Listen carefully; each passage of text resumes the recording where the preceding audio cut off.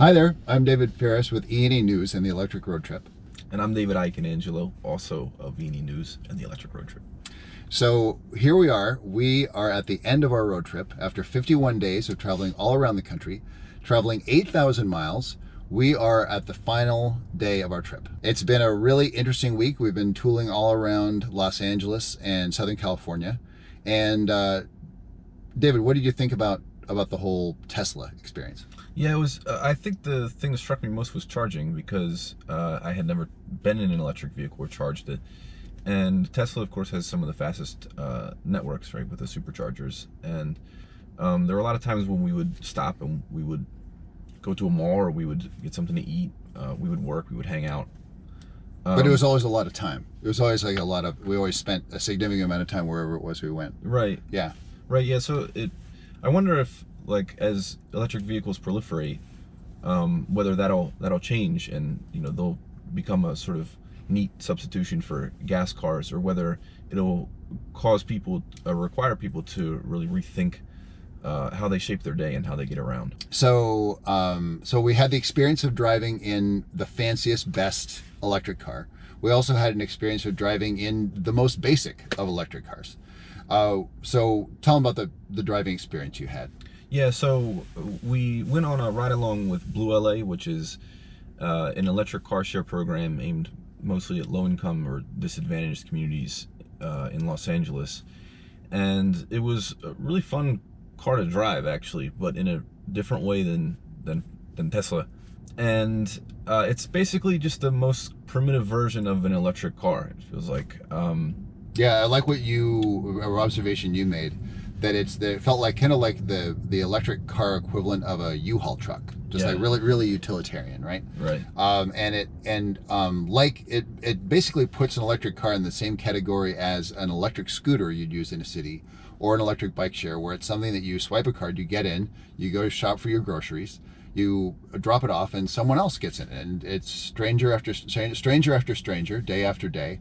Definitely a different way of looking at electric transportation. Right, and much cheaper than it tends to be, too. Certainly much cheaper than a Tesla, that's for sure. Yeah. After Los Angeles, we went to a place that's about as different as it can be. We went to this hot, flat place called the Salton Sea in the far southeastern corner of California. And the reason we went there is a geothermal plant there that's doing something very different. Right, the plant is really large and very powerful, but what we went to see was actually a little shipping container in one corner of the plant where they're trying to extract lithium. And the reason that matters is because geothermal plants use hot water to make steam, to make electricity. That's their job. What they're realizing in the Salton Sea is that there's an enormous deposit of lithium, which is something that is not made here in the United States. And if we could figure out how to capture lithium from a geothermal plant, we could actually bring that industry back to our shores, and it could be a big economic boost for the desert and for California, and possibly also for electric transportation. Right, it feels like the first really unique opportunity to start an industry that would support EVs, that would be a really purely domestic one. Yeah.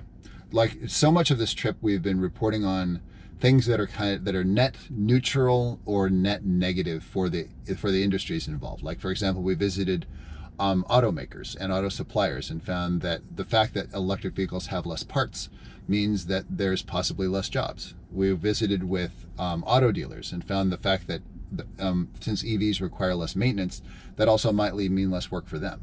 And in this case, we found something that could be an entirely new, the source of an entirely new industry for the United States, and that's pretty exciting. Right, and we also visited a town called Bombay Beach, which is along the shores of the Salton Sea, which is a really interesting place. Yeah, it's the closest place to these plants, right? Right, exactly.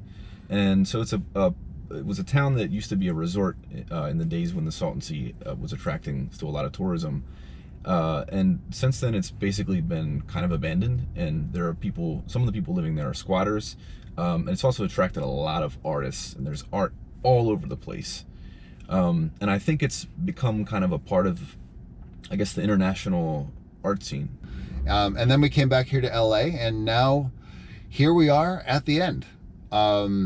we really enjoyed sharing our road trip with you, and we encourage you to go back and look at any video blog entries you might have missed. Check out the blog, check out our newsletters. Go back and check out everything we've learned about how electric transportation is changing America. Thanks for watching.